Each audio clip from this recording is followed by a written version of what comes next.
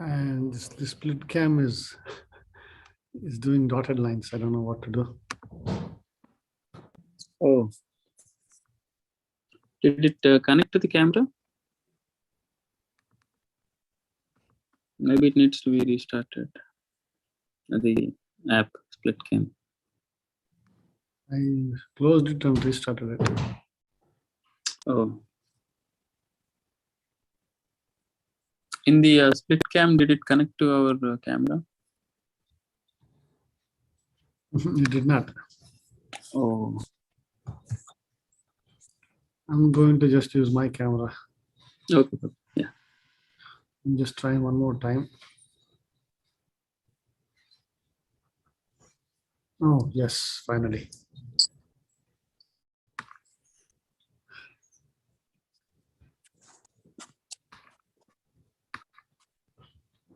Hare Krishna, apologies for all of this confusion, technical difficulties. Reading from Srimad Bhagavatam, 6th canto, chapter 1, text number 10.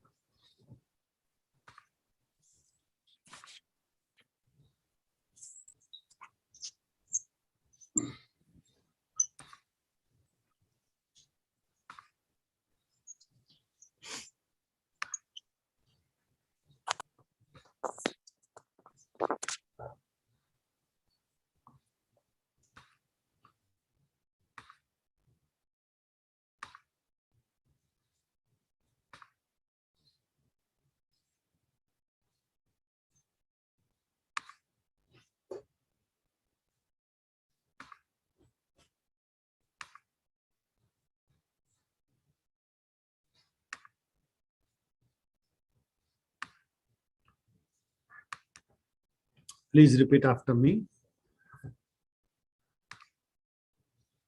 Share my screen. Okay.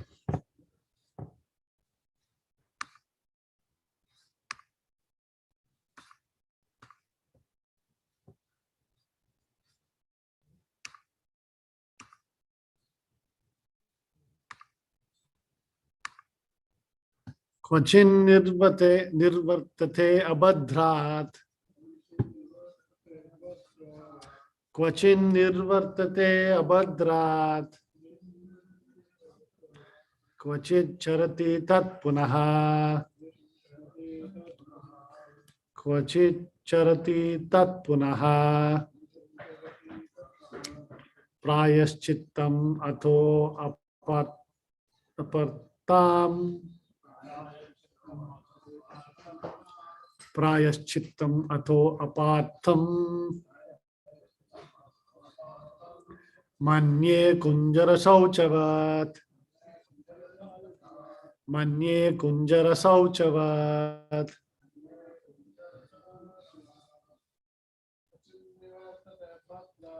Kvachin nirvartate abhadrat. Kvachit charati tat punaha. Prayaschittam ato apartham. Manye kunjara sauchavat. Kvachin nivartate abhadrat. Kvachit charati tat punaha. Prayaschittam ato apartham. Manye kunjara sauchavat. Kvachin nivartate abadhrat. Kvachit charati tat punaha. Prayaschittam ato apartam. Manye kunjara sauchavat.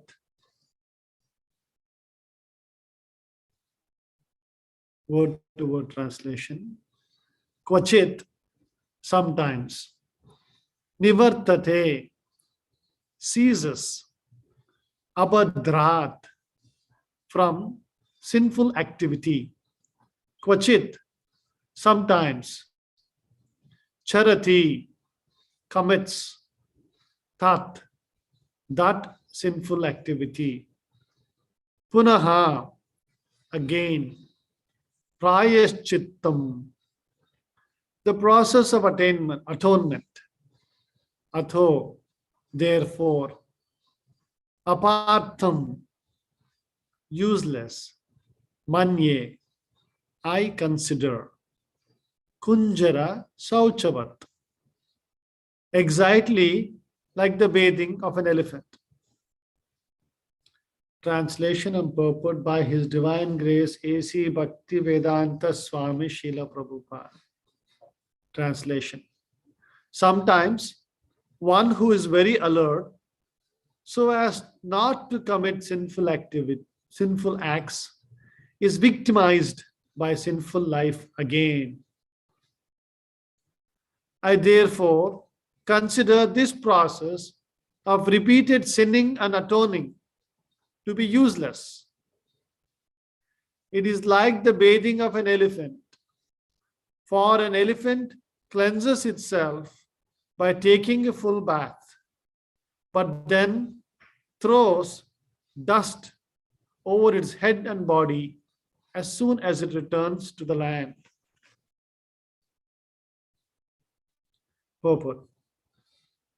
When Parikshit Maharaj inquired how a human being could free himself from sinful activities so as not to be forced to go to hellish planetary systems after death, Shukadeva Goswami answered that the process of counteracting sinful life is atonement. In this way, Shukadeva Goswami tested the intelligence of Maharaja Parikshit, who passed the examination by refusing to accept this process as genuine. Now, Parikshit Maharaj is expecting another answer from his spiritual master, Shukadeva Goswami. Thus ends the Bhaktivedanta purport. Om Ajnanatimirandasya Gnananjana Shalakaya Chakshurunmilitam Yenam Tasmai Shri Gurave Namaha.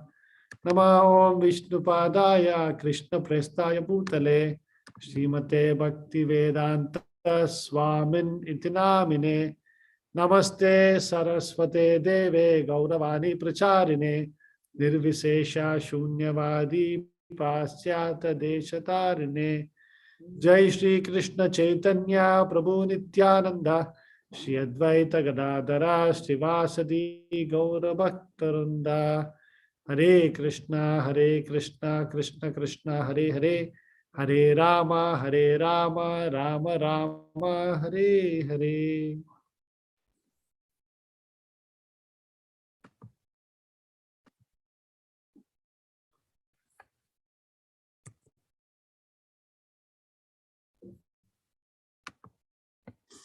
Sometimes one who is very alert so as not to commit sinful acts is victimized by sinful life again.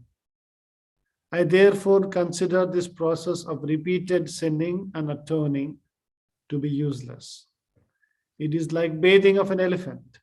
For an elephant cleanses itself by taking a full bath, but then throws dust over its head and body as soon as it returns to the land.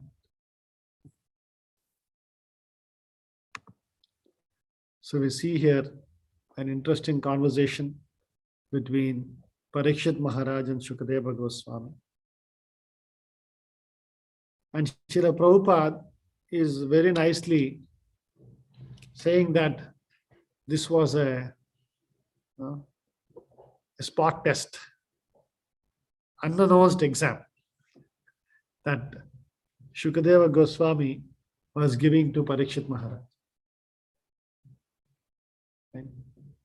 So the question asked was, how do you get relief, or how do you stop sinful activities? And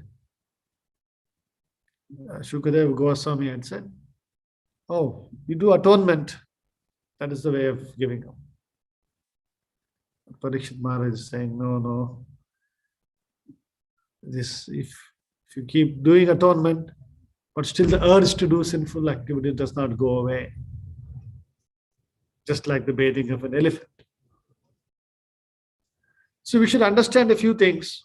First of all, why are we attracted to sinful activities?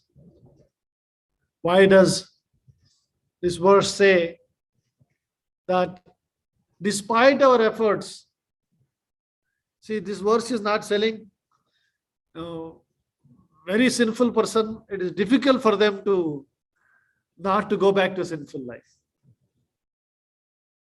This verse is saying for somebody who is very careful about avoiding sinful life, it is very difficult not to go back to sinful.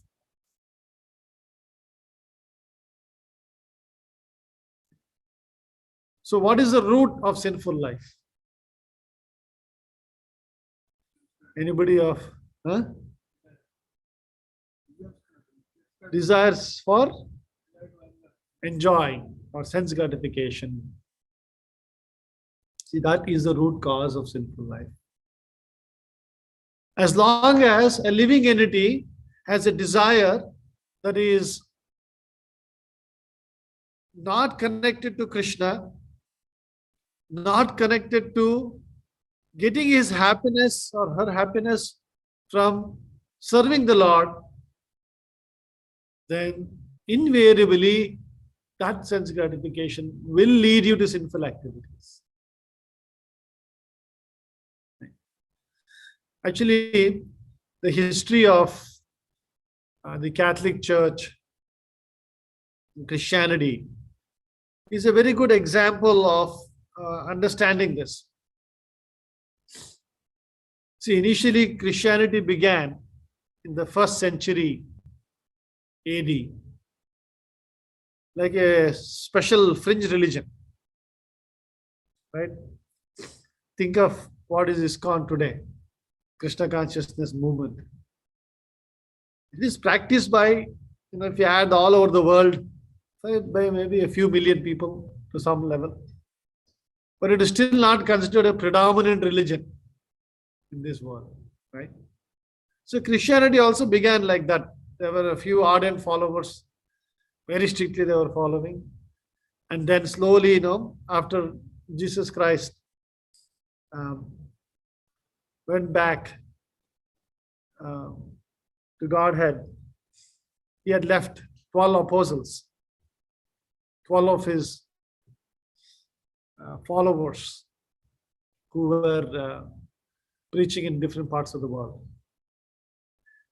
And by the time, by the time it came to the middle 13th century AD, 14th century AD, by that time Christianity had become the most dominant religion.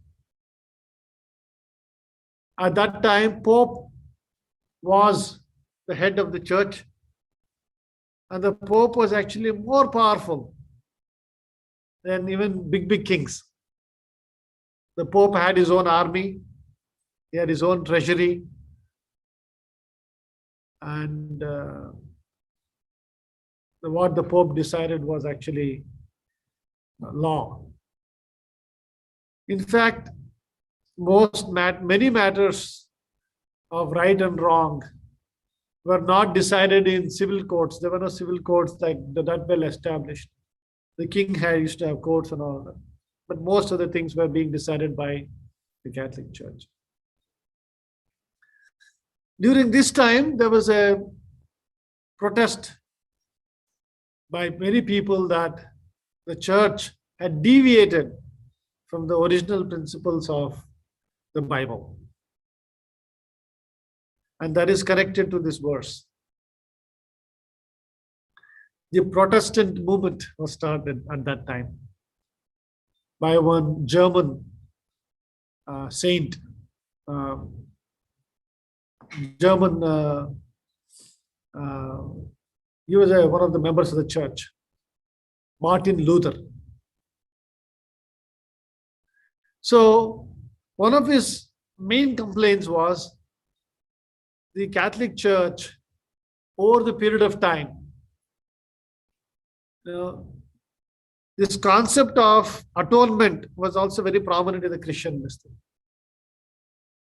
That if somebody does a sinful activity, one has to atone for your sins. Prayaschitta, which is there in the Vedic this thing as well. Any religion will have these things. If you do this, you should do this. But what had happened in the Catholic Church,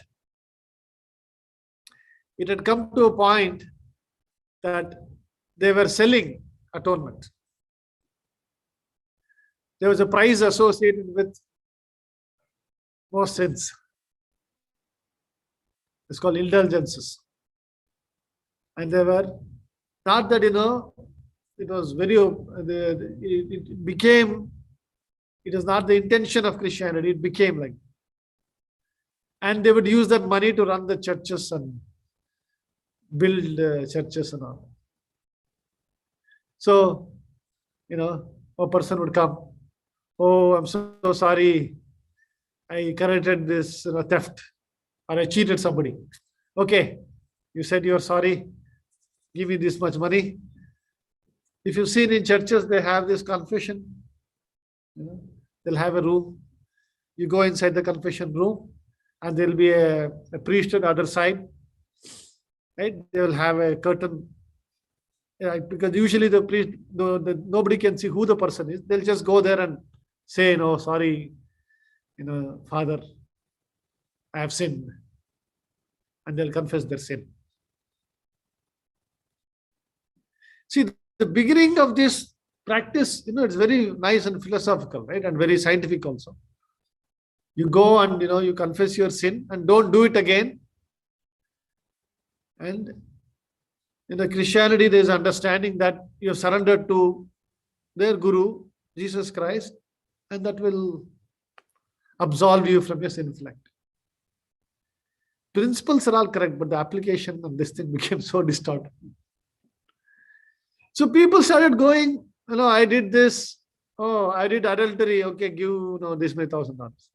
I did this robbery. Give this much thing. I did this. Give this much. And people start realizing there is no change in the person. Same person is going again and again every week. And then I'm doing this, I'm doing that. And all the rich people, they did all kind of sinful activities. Because the church was told, if I give this much money, I'm done. So the Protestants said, no, this is against the principles. Atonement is meant to be purificatory process. See, this is the time immemorial, this has been happening. Even in, there was a king called Henry VIII. At that time, there was the Christian, these things, there was no concept of divorce. So this Henry VIII, wanted to divorce his wife. He had actually 7 or 8 wives he had. I'm losing count. If you read history, you will see. Because there was no divorce, he would just behead the wives. And say, oh, my wife is dead now, I need to marry again. And then the church got fed up and said, fine, we'll create this concept of divorce for you.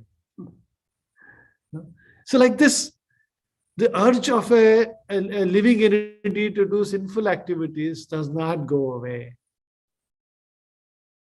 And the source of that is one's desire for sense gratification. So the next question that comes up, okay, this is not going to go away uh, by just atonement. Then what is the process? Like, next question, next words, you'll see Parikshit Maharaj asking this. Please tell me the right process. How do I get rid of my sinful activities? Because he is genuinely interested in learning, understanding. And so this Kunjara Shauchavat, very famous verse we keep quoting all the time. When Prabhupada, when he was lecturing on this verse, he was saying, yeah, many of you would not have seen elephants, but I have seen this personally. Prabhupada said, elephant goes into the water and very nicely takes bath for hours and hours. You will see, right? Elephant means where you will see, usually they'll be in the water, right? They're taking water in the trunk. The trunk is very nicely designed. They will go all parts of the body, right? They don't need a shower. They have an inbuilt shower.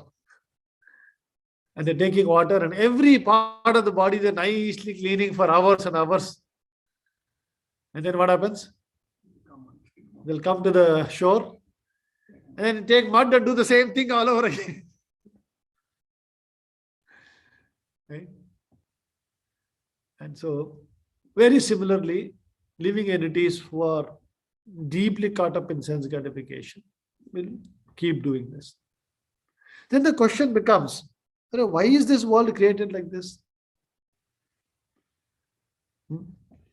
Why is the world created like this? Why do you keep on doing sinful activities? What happens when you do sinful activities? What is the result? You will suffer.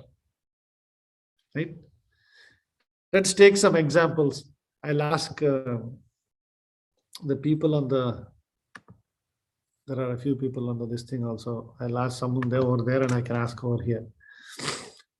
Okay. When you see somebody suffering in certain way, right? We can infer, they've done some sinful activities in the past, right? For example, if somebody is born in a very, very, very poor and family where they're struggling for livelihood, it happens. Right? What do you think you can say about what they have done in the past?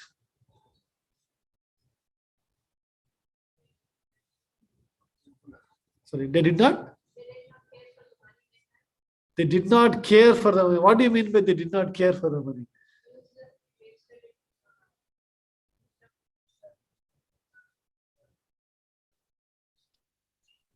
Yeah. That is one. What else? One of the answers was they use it irresponsibly for sinful activities, right? Not just sense gratification, instead of using it appropriately. What else they could have done?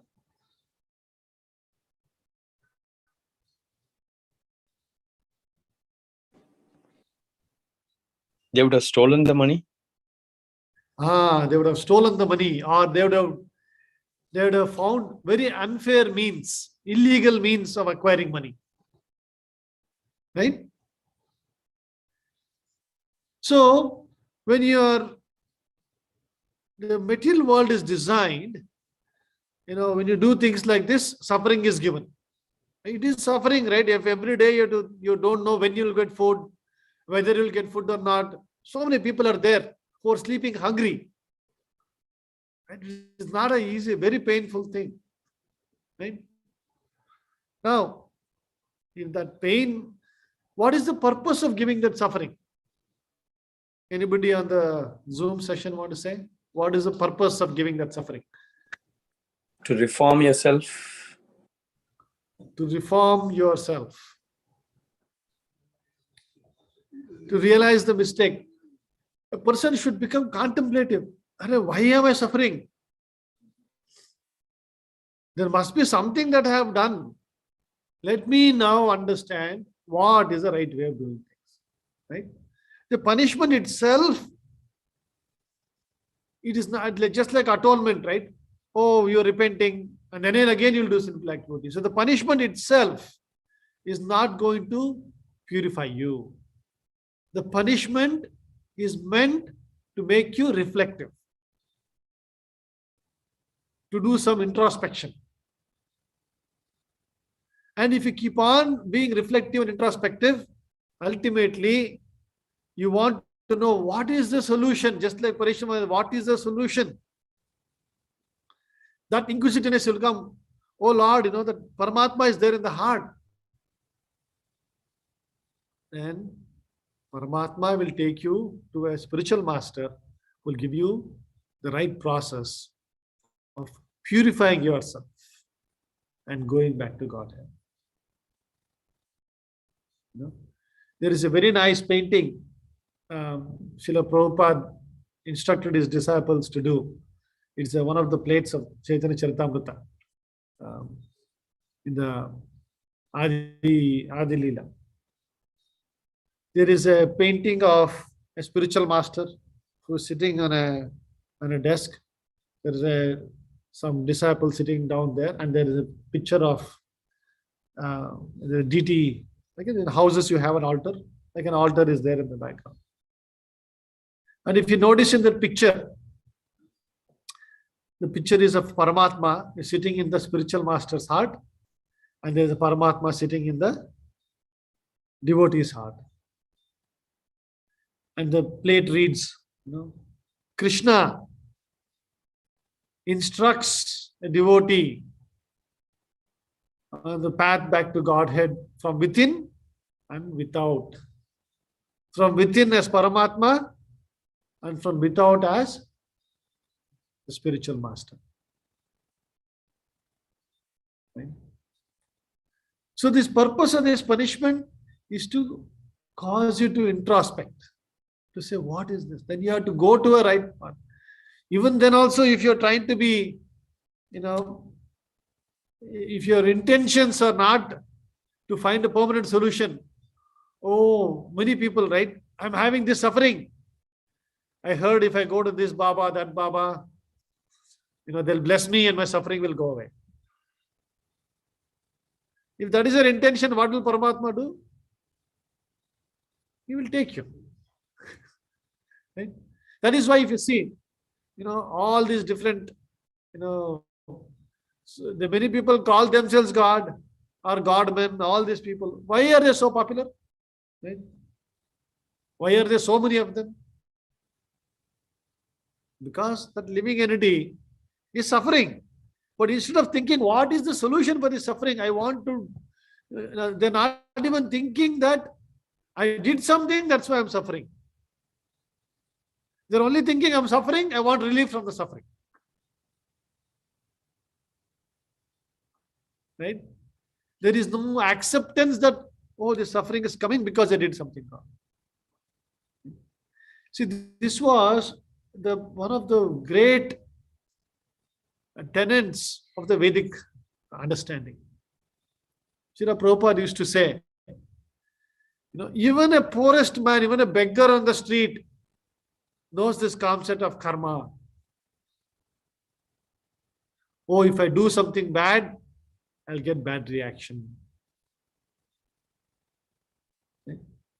But that basic understanding that used to be there in all the villages and everybody, slowly disappearing. People now have become so engrossed in sense gratification, so much addicted to instant sense gratification, that they, nobody is thinking, I did in the previous life, I did this, or in this life only I did this mistake. I should not repeat it again. That concept is not there. How can I find instant solution to my instant problem? Right? COVID is happening. Because of that, people, many jobs are not there. I don't have money. Let me steal. Right? Now, the solution that they are coming up with is worse than the problem they had. Right? It is implicating them in more sinful activity, which will lead to more punishment. Right? So, um, that is why one has to be, that genuineness of the heart should be there. I want to change. I want to do something different. Then the Paramatma will take you to the right spiritual master who will give you the right instructions to change. Now, once we understand this should actually give us some impetus on what is the basis. We all understand, okay, we have different challenges in our life, right? There are many areas of improvement all of us have. Right? How do we make those changes in our lives? How do we improve? Right? So we should understand the process. Right? What is the process that is going to, what is the process that's going to help us change our heart? What is the process? Anybody from the Zoom session?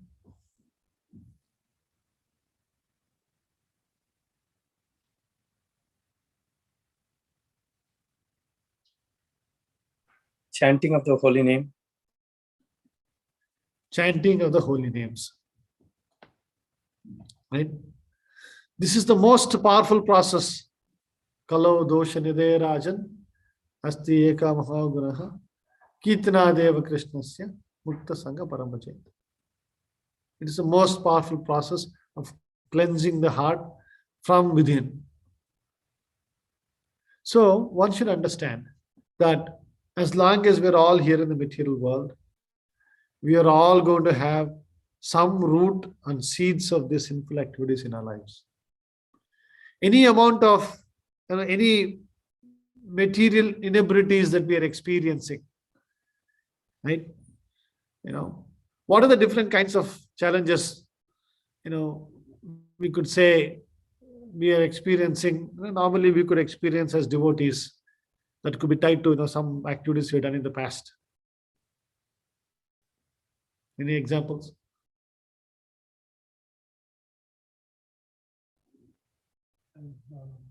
Health problems, right? Physical health problems, also mental health problems.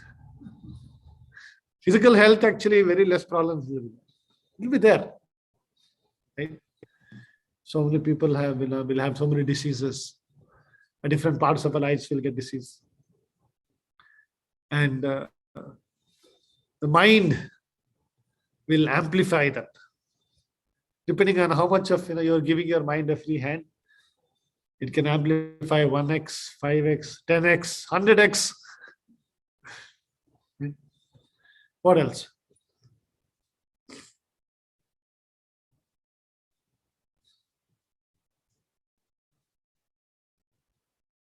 There's only one person answering on the Zoom. Anybody else here? What are the problems, practical problems we can face? Relational problems. Interpersonal problems. Right? We could also have, money problems. The main problem. Right? Always, our quote unquote needs, right, may not be needs and wants, right? There's always fine balance between needs and wants, and then our means may not be equal to that. What are the problems?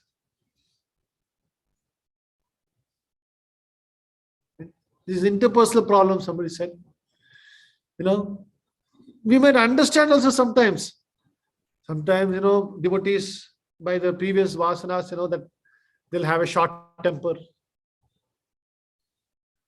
Right? Something happens, we'll lose our temper and then we'll immediately repent. Oh, why did I do that?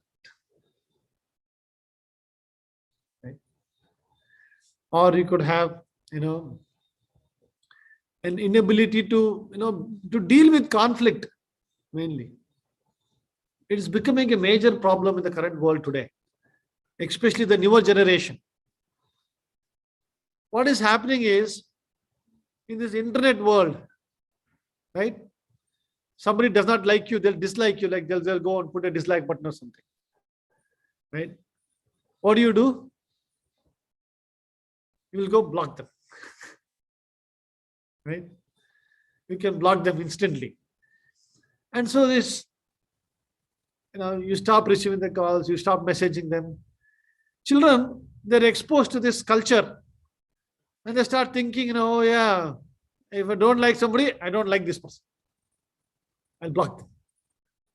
And see, the material world doesn't work that way, right? You might block some friends or something like that, maybe you learn that lesson. Later, other relationships, you can't block. You can't block parents, you can't block, life partner. You can't marry somebody and say, I'm going to block you. That's what divorce is, ultimately. You can't block. That's why these problems are there. And as days are increasing, people are getting more and more exposed to these instant things. All these wrong habits are being. How to deal with conflicts is something that needs to be learned.